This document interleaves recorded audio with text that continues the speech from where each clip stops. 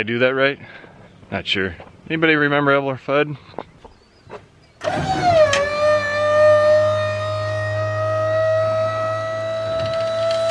So this guy right here is what we call a seed tender. It just helps us transport our seed around. We use the Pro Box ones, and a lot of people in our area use the Pro Box one. It's just a kind of more normal, I guess. I know there is a few that use the bulk ones that you dump these into, but I don't know, we've just used these more or less.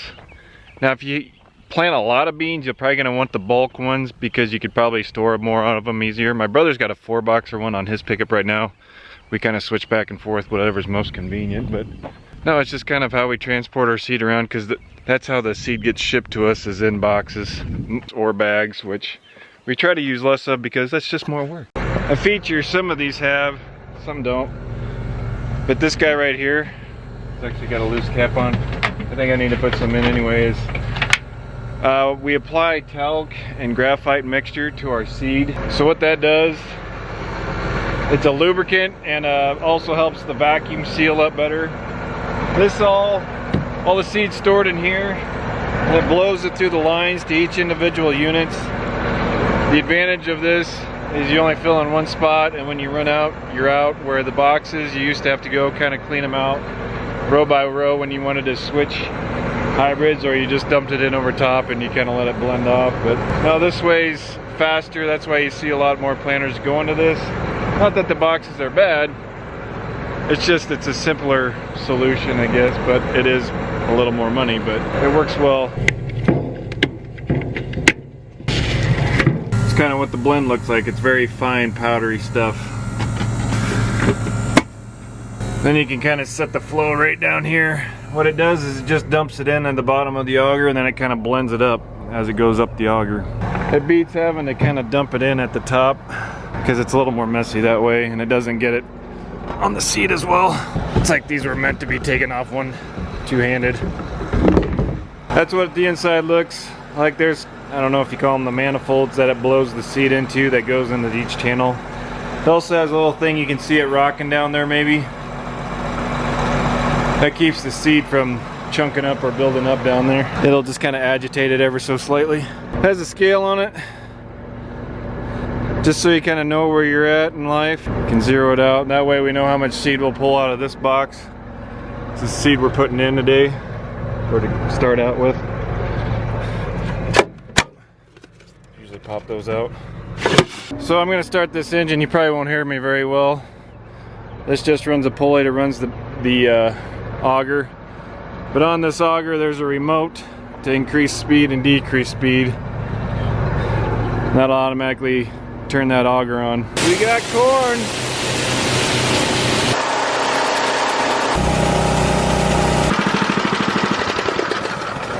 So each box is going to tell you how much weight of kernel or weight of corn is in there. Each unit is 80,000, which is a bag of seed. Right here, this is how we inject. So this one does not have rootworm protection in the corn. And so as we're going on a corn no-till field, or it doesn't matter, even if it's conventional, we're gonna put on insecticide, and this is what this is. This is a Dosatron pump. This just injects it in the line. Why we do it this way is because this is a cheaper form of insecticide, but you can't tank mix it with the 1034O fertilizer. It just doesn't blend very well. And so this allows it to inject it right in line before it goes to each individual row. And how it does that is it'll dribble it right on top of the seed, and it'll allow for it to have in-ground protection there. It's probably not as good as having it in the corn, but this has only been corn for 1 year now after soybeans, and so rotation kind of depends on the pressure of rootworm or insect pressure that you might have in the root zone. Hopefully that makes sense. Just ask questions if I don't make sense. Another thing we're trying out this year is this is a plant growth regulator. It's kind of what they call biologicals, I believe. Sorry, I hope I'm not getting my rubber gloves in the camera. I don't know how to describe it as well. It's got different kind of ways to help the plant grow.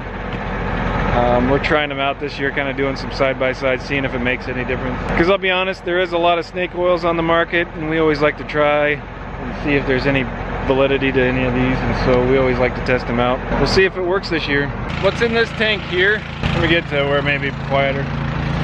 What we're filling in these two big yellow tanks on the side that somebody thought they looked like big tape measures. I could see it. They look like Stanley Fat Maxes. What we're putting in there now is 10-30-4-0. What that is a blend of nitrogen and phosphorus. And it's a good thing to put in furrow. It just kind of helps that corn get a little bit of a start, get it going, so it's right there on the seed or by the seed.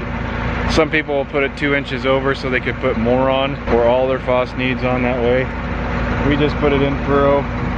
Doesn't really matter, I don't think, as long as you're getting some phos out there somewhere probably. Put it in furrow at 5 gallon. That's kind of about the max you can do without starting to worry about burning it, because there's a lot of salts in these fertilizer, and so if you get too much salt in that seed zone, it's not gonna like it. We just like it because it allows us to put cheaper insecticide on that way if we want to, or I don't know. In a way I don't like it, because I wish we could just go out and plant with seed and not have to worry about all this fertilizer stuff, but it is what it is, because 10-30-4-0 is really thick, sticky stuff. These guys right here are what we call red ball indicators. That's the name of them. As you can see, it's a pretty sophisticated name. They're red balls. And it kind of just tells you if there's any blockage going on. When they're running normal, they should be kind of in the middle here somewhere, all floating evenly. If you see one go back down, that means you don't have flow in that row, which typically means you have some kind of blockage or leak somewhere. Actually, if you have a leak, usually it goes way up because the flow is way too high. We're also utilizing the tube orifices. If you kind of see my last video on the strip till, instead of the silver discs that have a tiny pinhole in them to kind of restrict the flow in order to keep all the rows even for the rate we want to apply, we use, I think it's 8 foot of tube that's pre-measured out in thickness, and it's this orange stuff right here. So I think there should be like 8 foot of tube, and that creates the orifice instead of using the disc. The advantage is you get a bigger hole, which allows more crap and contamination to go through, which typically kind of gets in fertilizer sometimes. And then this guy is just a diaphragm, so when you shut off, it kind of seals up and stops the flow quicker. So kind of how I'm marking where we're putting this Revline plant growth regulator is I'll rename the seed that I have in there, and then put RL just for Revline by it. That way when we come in through here with the pickers or the harvesters, it'll have on the screen what variety you have, and we'll be able to visually look at it, see if there's any difference, and also check to see if there's yield as we're picking instead of trying to decipher it when we get done picking. We'll be able to do it both ways, I guess. Let's see how we're doing. I kind of missed this the first day. If you've seen my first video, I kind of like using this to find seed and checking spacing. So today we're in a no-till field that we're trying. This is the field, if you've seen in my videos past, if you've been with me for a while. Last year this spot is a pretty steep hill, had significant washing. The bad thing is the rows on this little acre, probably 3 acre spot at the max, goes downhill. And I got kind of mentioned by somebody that you shouldn't plant downhill. Well, all these hills go different directions. And if we contoured this field, we'd have 18 different row directions. And so this is just a spot where we kind of cut our losses, and this is probably the best way. We've thought about going north and south on this one, but this year with the way it is, we're gonna no-till it, see how this does. What I'm gonna do here is just see how it's doing. I'm gonna check for spacing here, or check for depth. There's one. So we're getting it plenty deep anyway, about right, 2 inches. The nice thing about this trowel, or whatever you call them, I'm not a carpenter, but if you scrape from this way, you can eventually see your seed spacing. Okay, yeah, so I don't know if you can see this with the early morning sunlight, but there's one there, one there, one there. So spacing looks good. One thing I might do is tighten up my packer wheels just a hair. Why I did that was that's going to increase the pressure down just a little bit.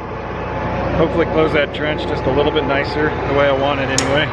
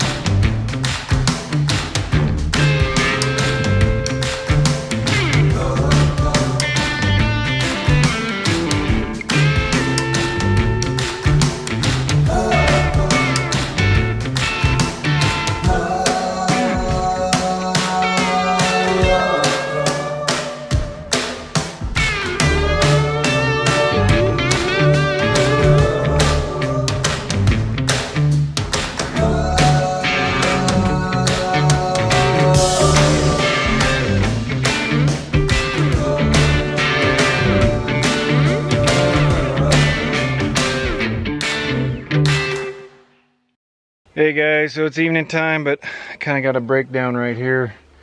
This piece right in here, the bolts broke in it. It kind of looks something like that. That's how it should look. But one of these bolts broke, and then it bent this center one out. I had to take it back to the shop. I had to get some easy outs and pull out some bolts because the bolt broke off inside. And so I got stuff back here. Hopefully I can put it back together. So yeah, I'm just gonna button this up. It shouldn't be too much, and then we'll see in the morning, okay? Because after I get this done, I don't know if I'll feel like going back out to the field, so. See you tomorrow. Oh, but I kind of wanted to explain why I think this is happening, because this happened to my brother as well. Planters that they build from the factory kind of have a weight distribution kit that'll actually put downforce on your wings. We opted not to put that on because we didn't think it all the way through. We thought, you know, just sticking weight on the wings would be fine, which it works fine. The only thing is, I think all your seed now is on these two wheels. I know some of you are probably thinking, why didn't they think of that? But they last quite a while. It's just we've had this happen a couple times now, and I think that's what's happening is we need a distribution kit on these. Would help that out probably. Now, we'll see you in the morning. I'll get this done. Nebraska, it's not for everyone. Good gravy, it's windy out there today. Well, I'm wrapping up this field here. I'm gonna kind of double plant in some of these draws where the water might run, just to kind of add more roots to hold the soil. So we're gonna try that. So with the wind brings a little mist of rain. Reminds me a lot of last year.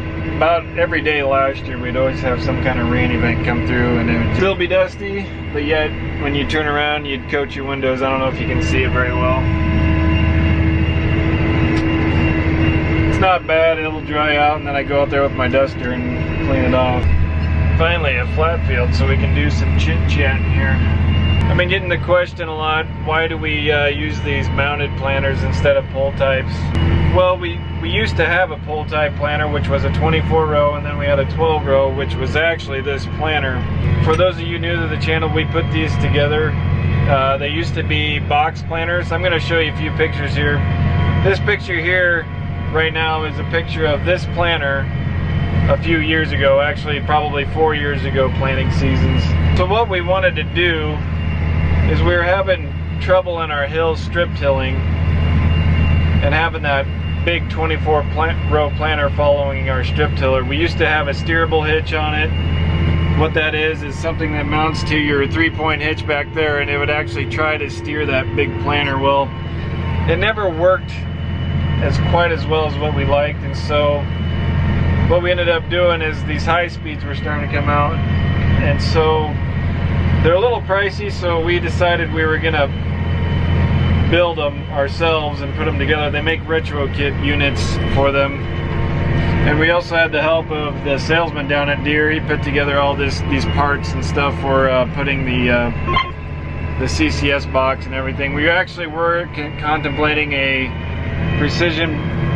putting all precision planting high-speed stuff on it. The only thing was it was hard to get the all the CCS components and all that stuff to jive and just to kind of go with one setup. So we ended up going the pure John Deere route, which they have retrofit kits, and that's what these units are on this planter.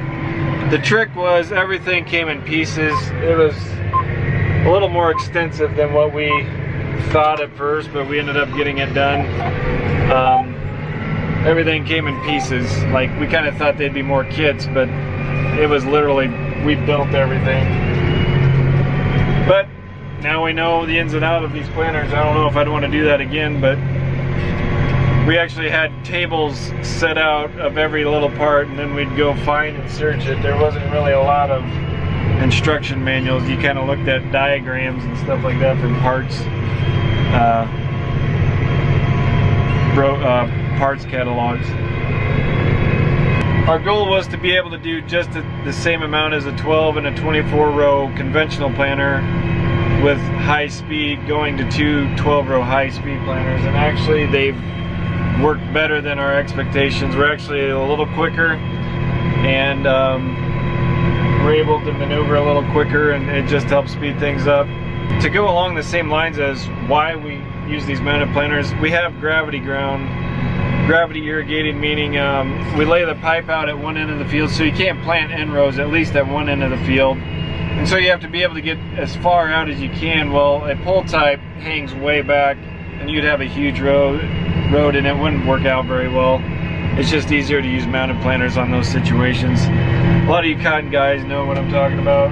I kind of feel like in the whole corn belt, it's kind of the who's who has a big pull type planter. Well, these are kind of changing the game a little bit out here where we are. I know there's other outfits that used to have bigger planters that have gone down to narrower systems, but they can go faster and they're quicker, so that's kind of the advantage. The only thing I did like versus these is on a pull type planter, you can mount everything on it. You can put your fertilizer and have everything mounted on that planter, where this we have to put our liquid tanks on, and you still have to do stuff like that. I guess hopefully that kind of answers the questions of why we have the planters that we do, and if you have any more questions, just let me know and I'll try to answer them in the comments or the next video. Good morning. Today I got a bearing that's starting to squawk in one of these wheels again, so I'm gonna fix that now and go from there, and then we'll see how the day goes, I guess. So let's roll on. Right now I have a downforce sensor that went bad on me, so I'm fixing it now. You can still run them without each one working correctly. You can just shut it off in the screen. But what it is this piece right here. It's the thing that's on the silver thing right in the center. I don't know if you can see this. This is your height control. I don't want to say too many negative things on this channel, but one thing Deere, I think, kind of missed the boat on is changing these out. You got to take this top piece out, you got to take a side wheel out, and you got to take this all apart, and this thing comes apart in like 3 different spots just to change a downforce sensor. And so I think they can do a little bit better on that next issue they have, because even the way these things plug in, they don't make sense.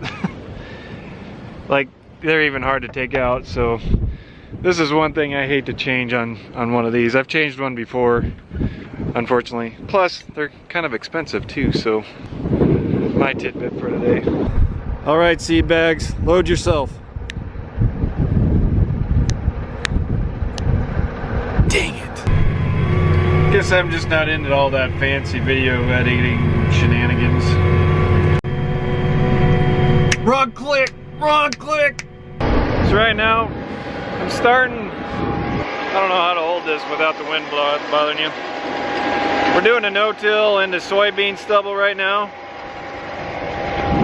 And so I'm just gonna do a quick check of how we're doing. We just kind of want to sweep enough of that trash away that we get good seed to soil contact, but not create too big of divots. Gonna see how we're doing here. The biggest thing in no-till is getting that trench closed without creating sidewall compaction.